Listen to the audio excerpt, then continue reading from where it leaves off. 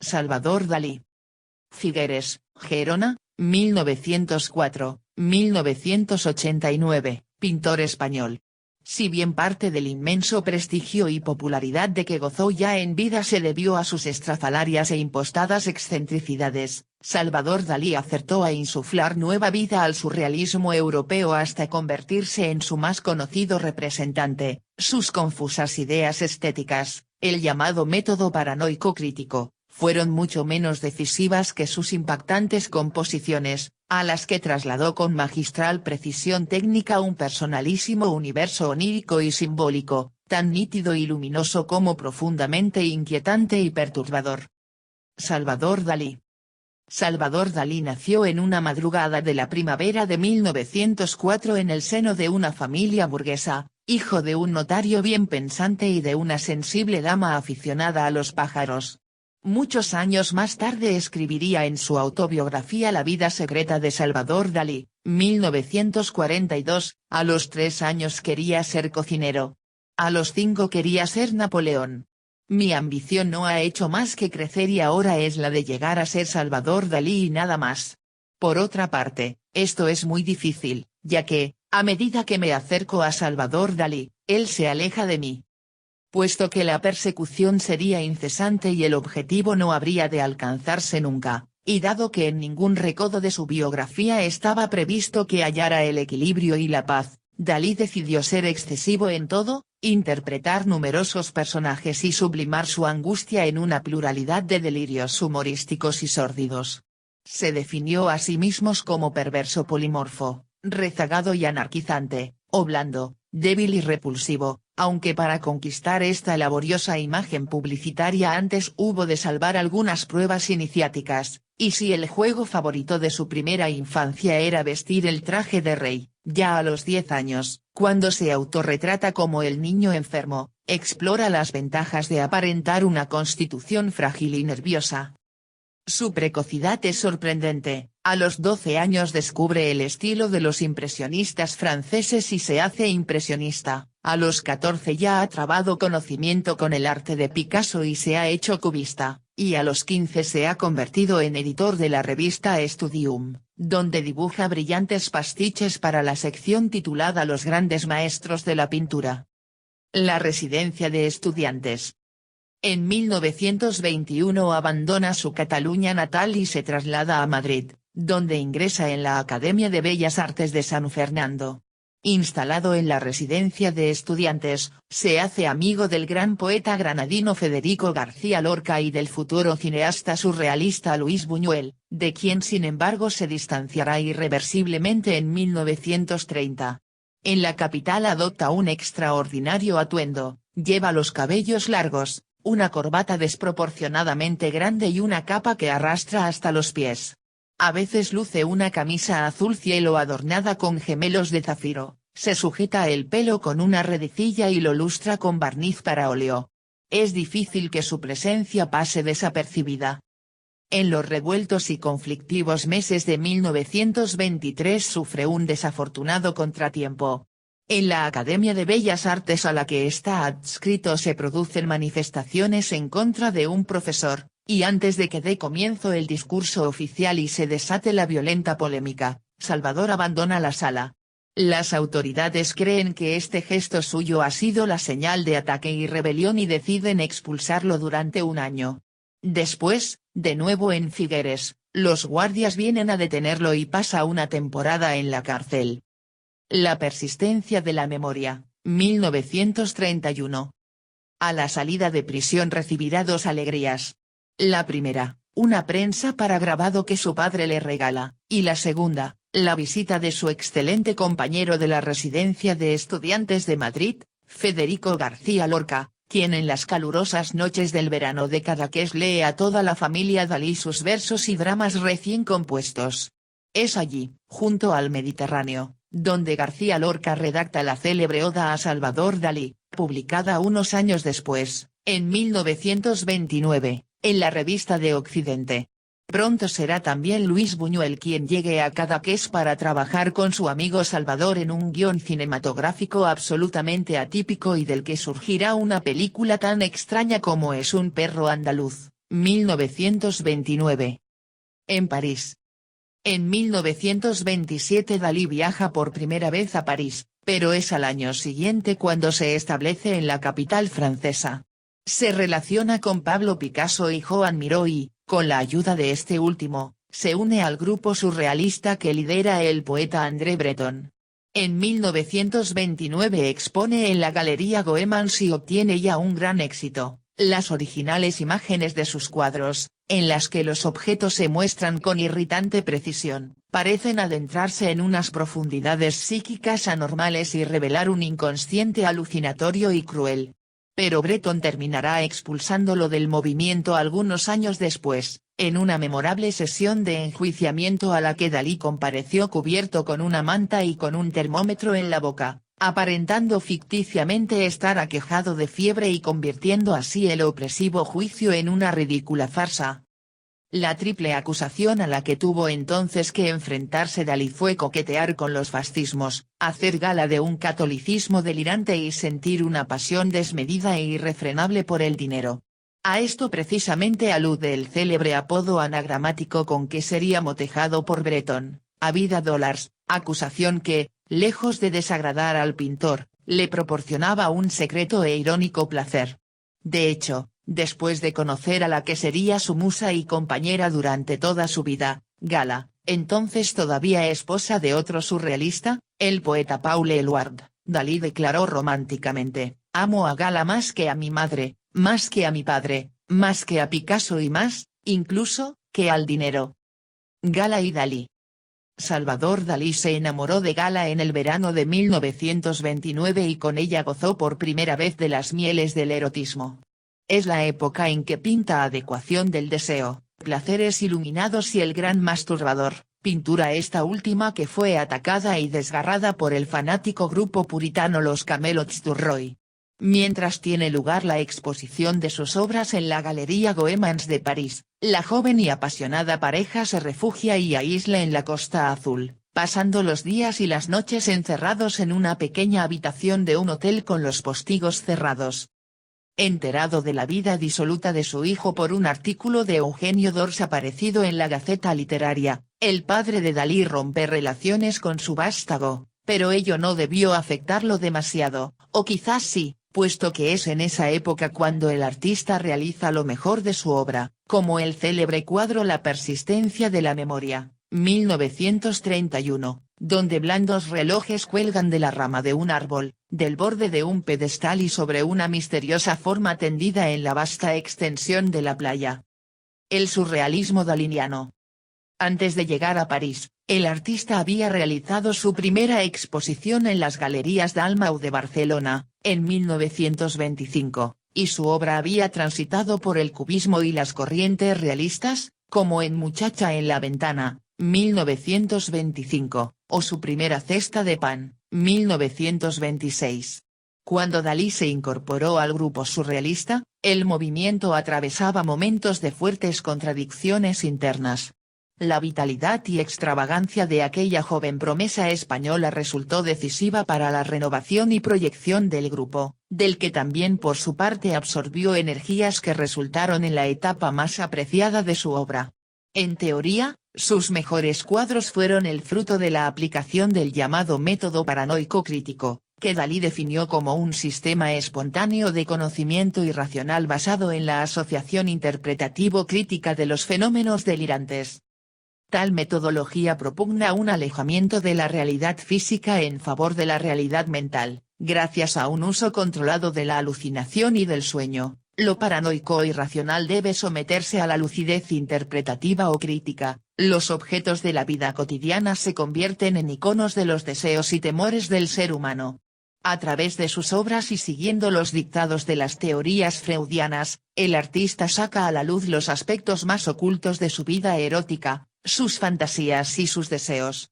Dalí pretendía que sus telas fueran contempladas como sueños pintados, sus imágenes de relojes blandos, miembros hipertróficos sostenidos por muletas y elefantes de patas zancudas, por citar algunas de las más conocidas, son a la vez expresión y liberación de las obsesiones sexuales y de la angustia ante la muerte. El gran masturbador, 1929. Probablemente para Dalí eran menos relevantes sus teorizaciones que el tono provocador e irónico con que las exponía. En cualquier caso, la plasmación de sus obsesiones personales es el motivo que aglutina la mayor parte de sus telas en esta etapa, en la que se sirvió de las técnicas del realismo ilusionista más convencional para impactar al público con sus insólitas e inquietantes visiones, que a menudo aluden directamente a la sexualidad. El Gran Masturbador, 1929, Museo Nacional Centro de Arte Reina Sofía, Madrid, es en este sentido una obra paradigmática de este periodo. Una magnífica ilustración del método es el cuadro titulado Mercado de esclavos con el busto evanescente de Voltaire, 1940, Fundación Reynolds Morse, Cleveland, en el que el rostro del filósofo está constituido por dos figuras que, simultáneamente, forman parte del grupo humano del segundo término.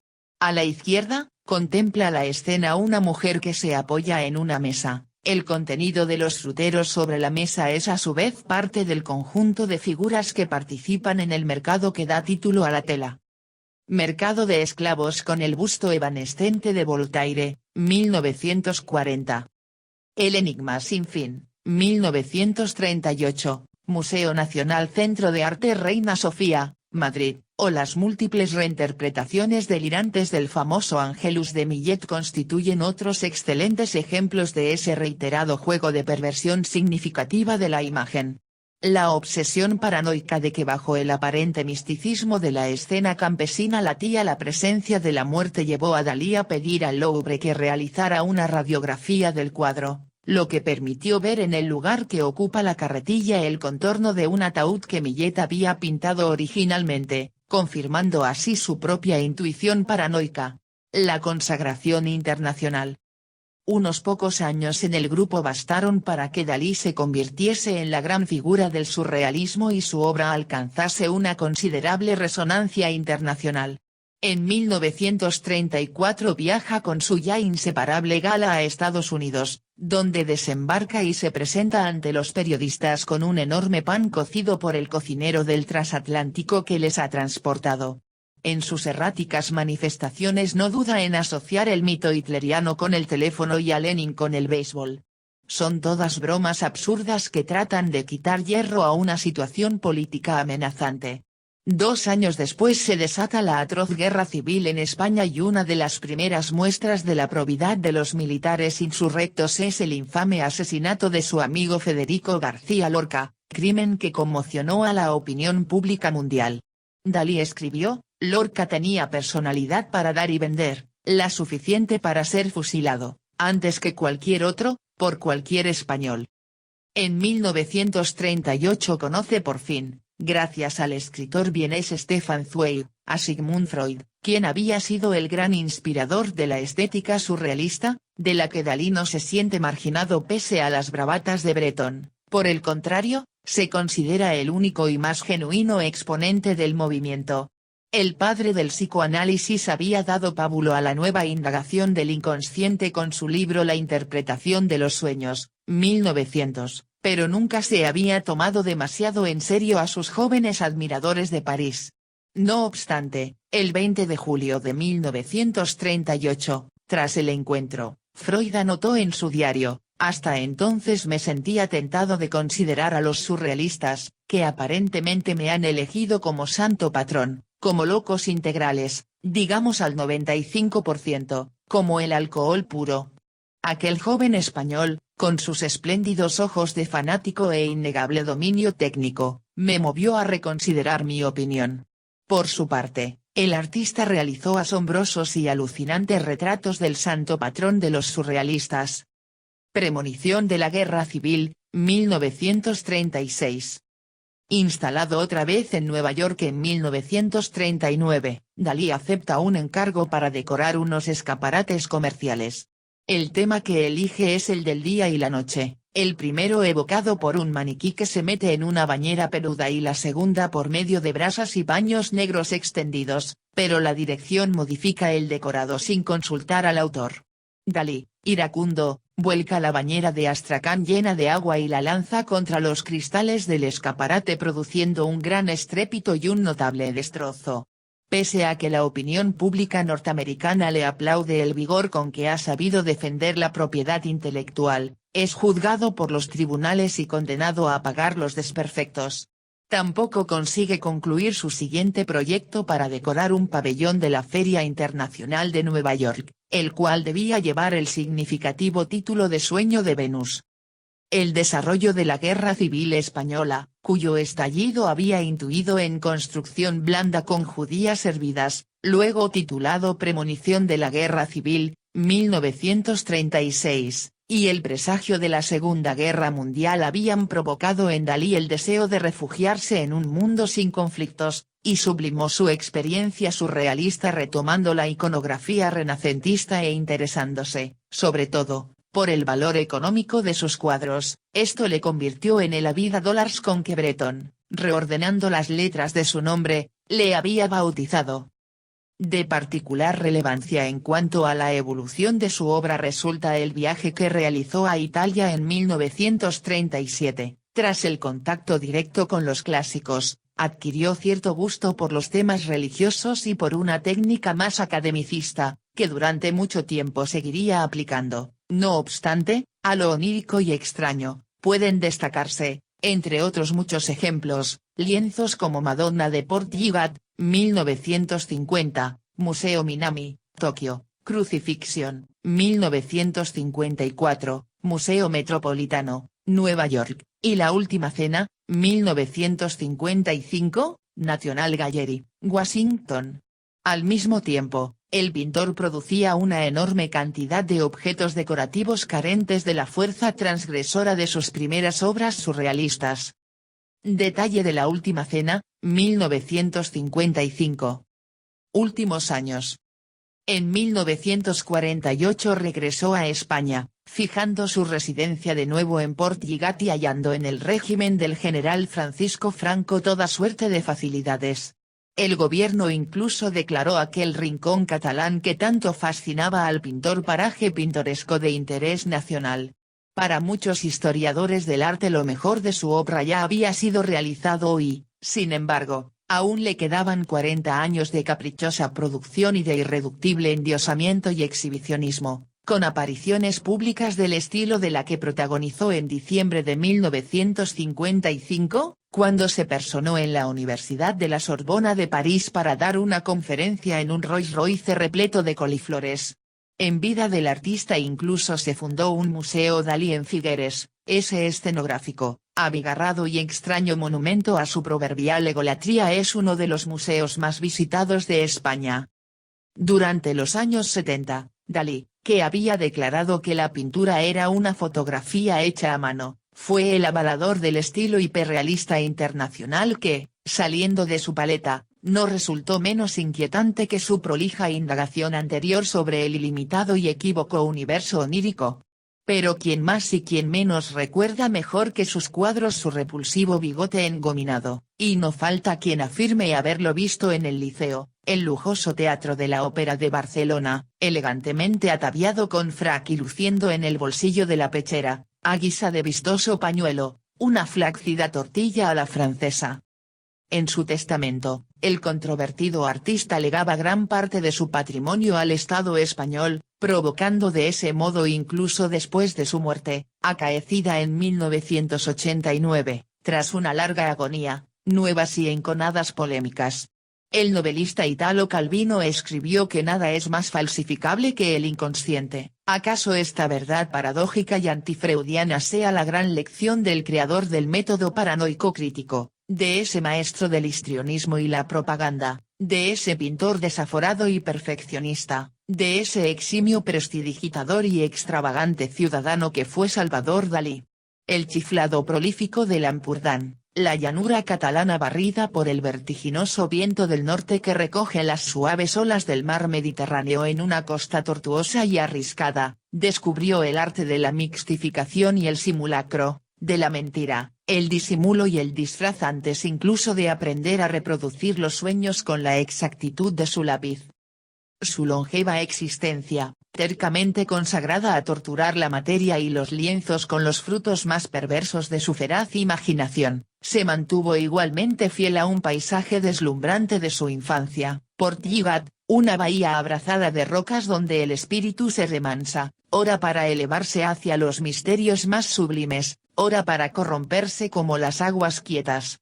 Místico y narcisista, impúdico exhibidor de todas las circunstancias íntimas de su vida y quizás uno de los mayores pintores del siglo XX, Salvador Dalí convirtió la irresponsabilidad provocativa no en una ética, pero sí en una estética. Una lúgubre estética donde lo bello ya no se concibe sin que contenga el inquietante fulgor de lo siniestro,